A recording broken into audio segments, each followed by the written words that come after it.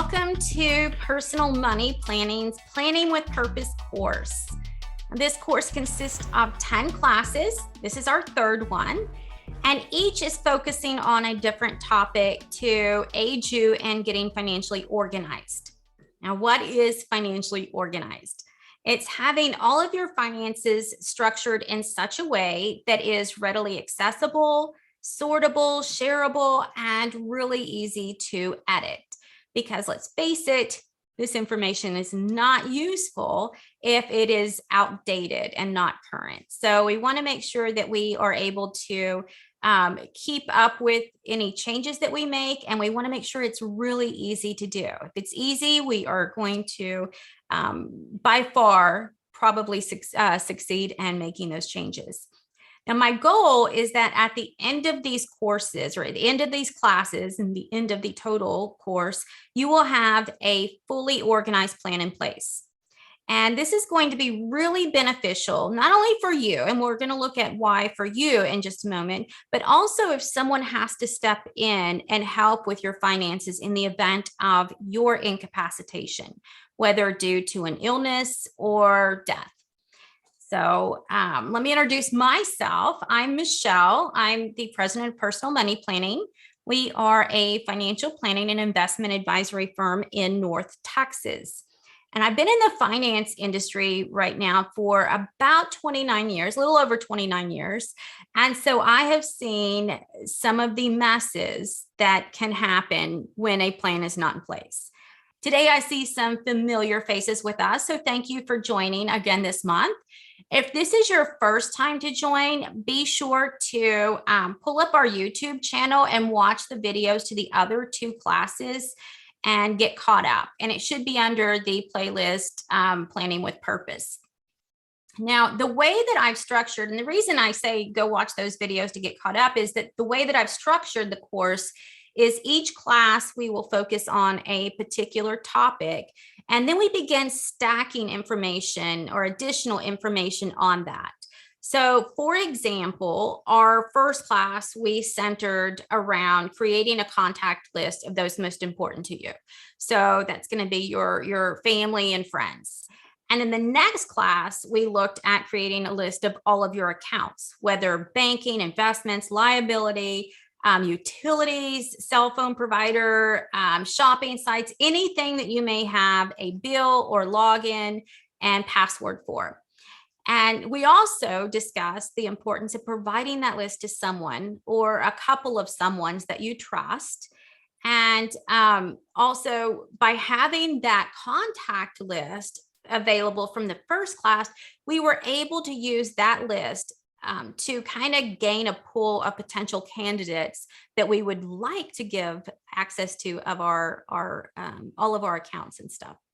So as we work through today's activities, we'll want to have that contact list available again, because as you begin logging your property, there may be specific items you want to pass on to someone on that list.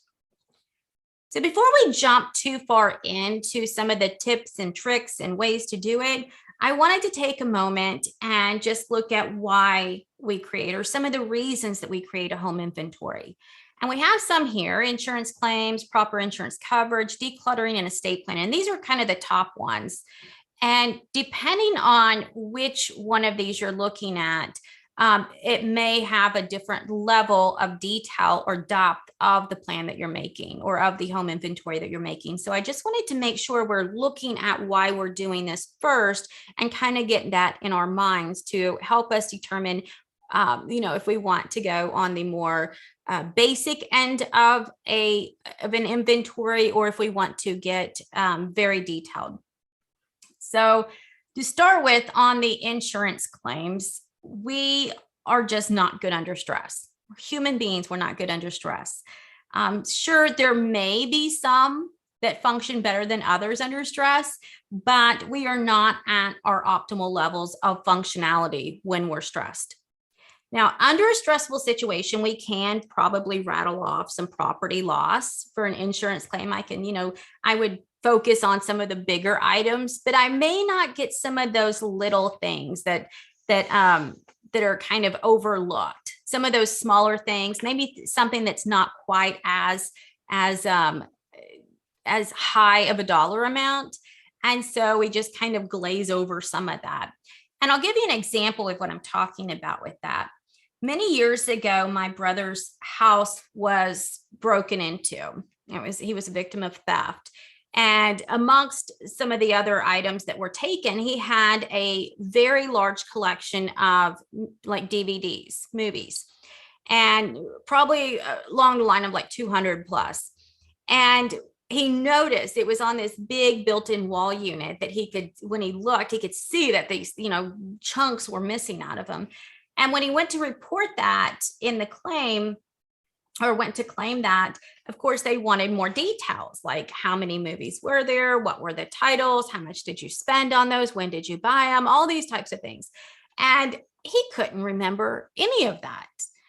He couldn't even tell you more, like not even when he bought them and how much they were, but likely not the titles. He knew some of them, but not many.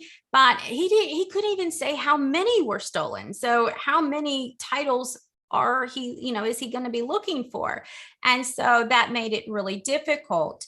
Now, thank goodness I had taken a picture of their fireplace mantle at Christmas because I thought it just looked beautiful. And in that photo, I had captured that unit, that storage or that shelving unit that had all the movies in there. So we could kind of zoom in and count out how many movies per shelf there were and give a better estimate of that 200 or so number that he provided. And he was able to get a good chunk of that money back. He was reimbursed for that. Another example is a few years back, I guess it was about 10 years ago or so, we had a storm blow through town, and my pool liner, we have an in-ground pool, but the liner ruptured. And it wasn't that the storm ruptured it. It was the patio furniture, the barbecue grill, the pots, the solar lights, all the stuff that got blown into the pool. Something had cut the side of it or put a gash in the side that water then got in between the liner and the wall and started pooling up underneath and floated the liner in a spot. And then it popped. And whenever I made that claim, I was worried about the pool liner. I wasn't worried. We got the barbecue grill out, it was fine. It dried out. But some of the other stuff, like the patio furniture that stayed in for a day or so and then never really dries out well, that was somewhat damaged. It had a cut on it too. And then the couple planting pots were broken. Our solar lights that were in the pool were destroyed. And so I didn't, we kind of piled all that stuff up on the side to take to the dump. And we hadn't made it to the dump yet, thank goodness, because the insurance claims adjuster had seen that and recommended that we file a claim. That's all included in that claim. That's all stuff that had been damaged. And I wasn't even on that same train of thought. I was so worried about that high dollar, the pool liner item, that I didn't consider everything else. And so it's good to have a list of all of this stuff and to have photos of all of the stuff, because that is proof and you don't have to necessarily remember it all then. If you've done any type of remodeling whatsoever, you probably have upgraded things in your home, whether it's countertops or cabinets or ceiling fans or lighting. I did not long ago, I replaced all the doorknobs in my house. I wanted on my front door and my back door, I wanted these smart technology ones where I could change I think they were quick set smart technology, and where you could change the key yourself to like any key. And to get that, I purchased them for the front and the back doors. And I think that was a total of 4. But then I wanted my inside doorknobs to the closets and bedrooms and bathrooms to match that. So then I had to go buy all of those doorknobs. And those really added up. If you have smart plugs, or I have a smart light switch, all of those things can really add up. Those are, $50-$60 a pop. And so that can really add up. I recently repainted my bedroom and I changed all the face covers, the electrical plate covers and the light switch covers, and got some kind of higher end designer ones, and those were not cheap.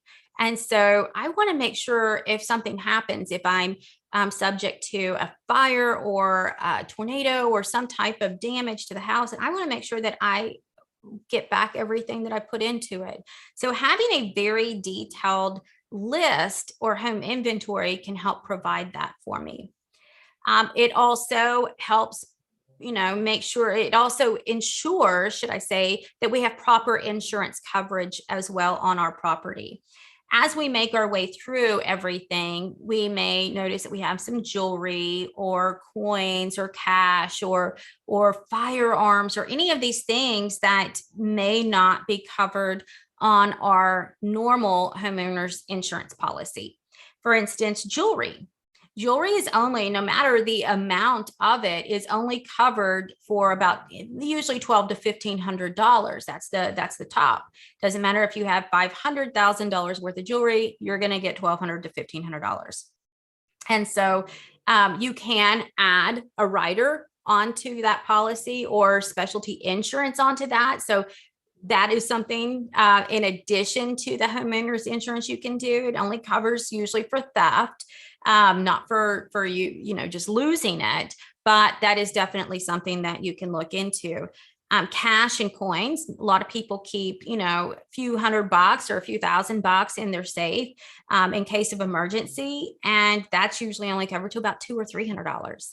And so kind of having that in place and that idea or knowing what your limitations are with that ensures that as you walk through and do this home inventory, that anything that's not covered under your normal home insurance policy or that may be covered for a lesser amount, that you can bump that up to the proper coverage. It also, creating an inventory encourages us to declutter. We probably have a lot of stuff that we don't necessarily need. There's actually a book called The Gentle Art of Swedish Death Cleaning, and it's by a woman. Her name is Margareta, Margareta. Last name is Magnusson.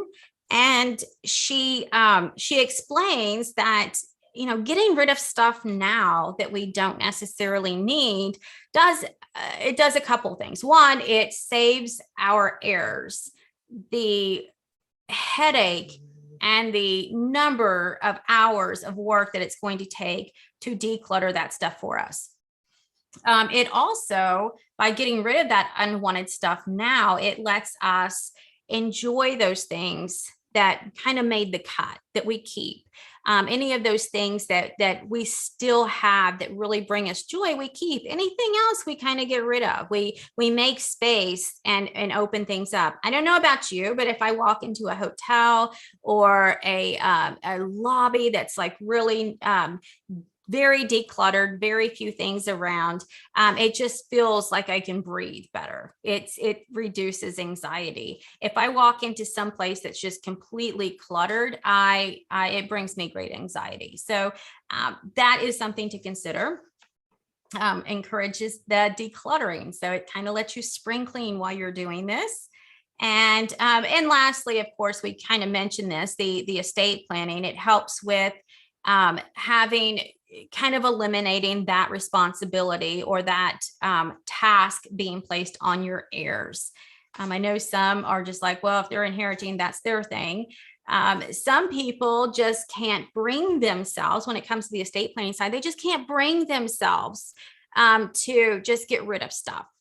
And I know quite a few people that are like this. For a matter of fact, my mom, for the longest time, had my grandmother's piano. And it was a piano that she's moved at like 6 different times because she just felt that, this was such an important piece and she wanted to keep it in the family. And so she would pay to move it and then have to get it retuned as soon as she, got it set in a place that she wanted. And come to find out, she didn't play the piano. She played a little bit, but it wasn't like it was a thing for her. but she kept, asking us who was wanting this. And it was between my sister and my brother and I. And I'm like, no, that's not my thing at all. I didn't want that.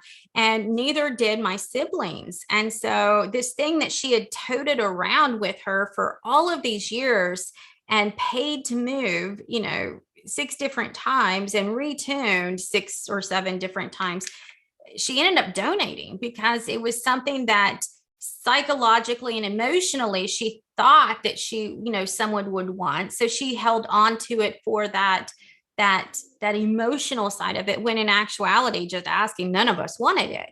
And so she could have offloaded it even before then. So with estate planning, all of this stuff that you may be hanging on to that you think someone's going to want, ask them, because odds are they may not. So those are the primary reasons. And that kind of gives you an idea of, like with the decluttering, it just makes it easy. Proper insurance coverage. Some of that stuff you're not going to be able to do an extra rider on or increase insurance. So just a very, kind of tip-top overview of it may be good. But for insurance claims, you're really going to have to get down in the nitty-gritty with that. And so that just kind of keep that in mind when you decide what task you want to do, or how you want to carry that out, because there are different ways. At the bare minimum, and this is probably one of the easiest, just grab your smartphone or your computer that has the video on it, or a tablet or something, and just walk through each room. And as you walk through each room, you may kind of narrate it and say, like, I bought this TV in 2020 from Best Buy. I think it was like $600. It's a Samsung smart TV, and kind of narrate it. So you kind of get some of that information in there. And then you can save the video. Done. So you can do it at that broad of a level, and just kind of walk through each room and do that, and then save that video. You can then use that video or the information on that video and create something like a spreadsheet and begin logging in more details of each item. For instance, on that TV, you may log in the model. We already said Samsung. You may log in the place that you bought it, the amount, and then the serial numbers. Or the model number on the back. So we can get really detailed on some of that. And that's going to be better. You're going to have the more information you have. You can scan in a receipt with it. You can pull a credit card statement. You can pull up the store that you purchased it and see if there's a history on that order, and attach that. That's proof of purchase. So that would be a little more in depth. And the one that I like the best, because it's just super easy, is to download the NAIC's Home Inventory app. And this is the National Association of Insurance Commissioners. And they realize, as insurance people, and attached to insurance claims, how difficult and all the pitfalls and the weaknesses that we have as the human race, that we are not gathering this stuff. And they feel that this is such an important thing that they created this app, and it breaks it down for us. We don't have to do all of the information. We don't have to create our own spreadsheet. We can just use this. So you download the app, and you can see here how it separates it by bedroom. A bathroom, done. It separates it by each room. You can also edit what those rooms are called.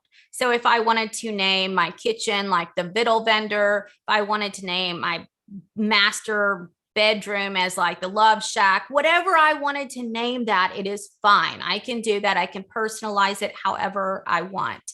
And then you can see over on the right there, like the little numbers, like in the bathroom, there are 5 things, in the bedroom, 22, done, 13.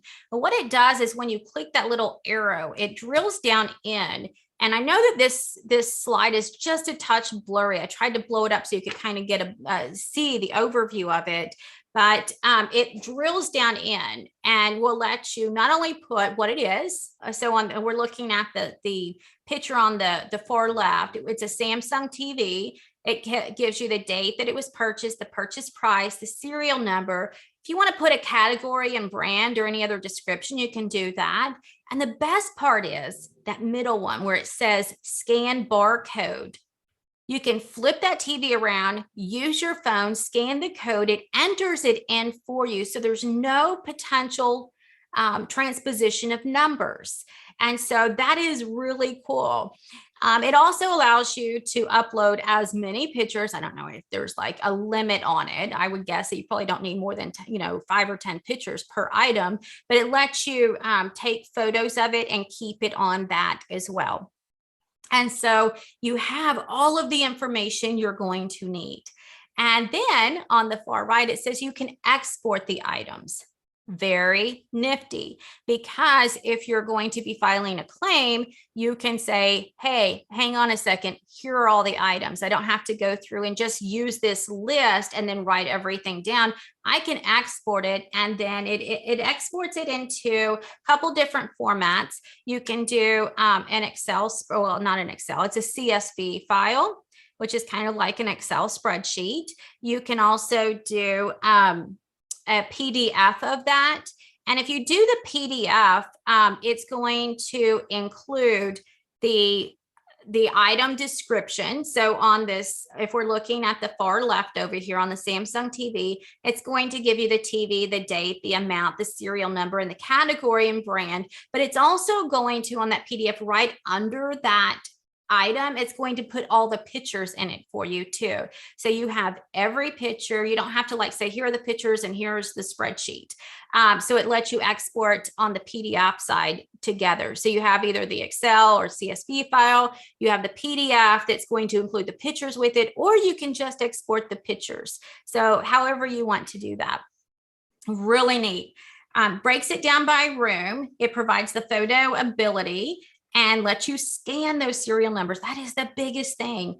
And it's also sortable. If I wanted to go in and sort and say, I want to look for all of my electronics, I can do that. This is going to be important if you list jewelry or coins or any type of monetary, like if you have cash or anything, you can actually go in there and say, okay, let me make sure what's my jewelry worth? I want to make sure that it's fully insured, and I can sort out my jewelry and then show my agent and, ask for an estimate on, what other policy I could get for that. Again, exportable. And over on the bottom right of the app, it says file a claim. And on that, I don't know if they send you something or if you just send it to them or if it links to your insurance company. I tried to do it and it wouldn't let me do it at the time. It said there was an error, but it should be able to let you either upload that into, I don't know if it's like a central bank or something, or like Dropbox of some sort, or if you can just export it to your agent through the PDF. But it's very easy. It's very easy to use. It's super simple to edit. If I wanted to edit something, I can just go in and, edit it. If I get rid of this TV, I can delete that item and I can put a new TV. And so it's very easy to update. And that's what you're looking for, is something that you're going to update. If I have like a spiral book that I'm writing this stuff in, and I get rid of something, what am I going to do? I'm going to scratch it out, right? Because I still want the stuff that's on the top and underneath it. So I'm going to keep this because it has everything in it, but it's going to look really messy and it's going to be very confusing. If I have it in a spreadsheet, that's great. I have the ability to go in and delete that item and then add something else. But this makes it super easy and it's constantly updated. You can walk through and do that where you're not having to get on your computer and go type something in. You have this right there with you all the time. Again, it's super easy to use. It's easy to edit and it is convenient to export. And I think all of those are super important reasons to use it, but it's also free. And that's even better. So we want to take advantage of this. It's probably the best app I have seen so far for home inventory. Very detailed, and I love the ability to export it in different ways. And that's something that if you wanted to share this with someone, just like you did with your list of accounts and your contacts, where you do like a share file of some sort, you can do that where you just export that PDF and say, here's what I have, and keep it in that super secret if I die file that you will then share with whoever has access to it now. They just kind of pinky promise that they won't look at it until then or until it's needed. So this is a really great way to get organized. Now, I am going to kind of preface this. I don't expect this to be something that you get done immediately. And I've structured the classes, the individual classes, in a way that we are like front loading some of the labor intensive, time consuming work. I would maybe even recommend, if you're doing the home inventory, the other things that we've done, probably a weekend, you can get done with those. This is going to take you, I would guess, at least a couple of months if you're not just like, really putting a lot of effort into it. Like if you've blocked off on your calendar a few days or a week to just do this, and that's great. But I would look at tackling maybe one room a month. And that way you make sure that you're not burning yourself out and that you're being thorough about it. So take your time on it, and don't forget certain things like, your garage or your attic, or if you have a storage facility somewhere, make sure to include those items as well. One of the things that I did in my attic for like my Christmas decorations, I don't really have, I have like spring decorations, fall decorations, very few of those. And then I have some Christmas decorations, and some of those things have been passed down and I've inherited. So I don't necessarily want to get rid of them. I just don't really use them much. And so one of the things that I did was and this is like, this will show you how like completely OCD I am. I took in my storage bins, and I would put all of the items that I could in, and I would take pictures of as the stuff, as these things were being placed in the boxes, I would take photos of those and I would upload them to a blog site, and basically in the cloud online. And I would have that as a private setting, so no one else can access it. But then I would take that website address, that blog address for that particular page, which was meant for that one box. And I would make a QR code for it, print it out, laminate it, and put it to the box. So now instead of having to open the box, especially if they're stacked, I can scan the QR code and immediately see what's in that box without opening it at all. So as I mentioned, you can get very broad with this stuff, or you can get extremely detailed with this stuff. I don't do that with anything else other than my attic stuff, because one, I don't want to be up there too long. It's either hot or cold, and it's dusty, but it's a way that I don't have to open and find certain things and just dig through those. I don't have to get everything down to dig through them. If I want one or two items, I can scan the box until I find out which one it is, or I can look at what page that is and what number is associated with that box, and I can go get it that way. Super easy to do. So if you've got some spare time, I will be happy to share that with you as well. Next class is going to be May 11th. And we are going to be talking about your legal stuff. So that's going to be your will, your medical power of attorney, your statutory durable power of attorney, and also a letter of instruction you may want to leave for those loved ones that you leave behind. A definitely a good idea to have that contact list again, because that's going to be something that we're going to be referencing back as we make sure that our documents are created. Also, your accounts, when we looked at your accounts and your bills and all that stuff, specifically for investment accounts and banking accounts, or any type of an annuity or pension or life insurance, or anything that may have a beneficiary or a TOD, which is a transfer on death, or a payable on death, which is POD, anything that has that listed on it, we are going to want to review to make sure there are no contradictions between what your will and your estate documents show and what your accounts actually show. We often see contradictions with that. And of course, having that pool of your contact list will then better enable you to do any updates on this stuff as well. So I hope to see you next time, and good luck on creating your home inventory. Let me know how it goes.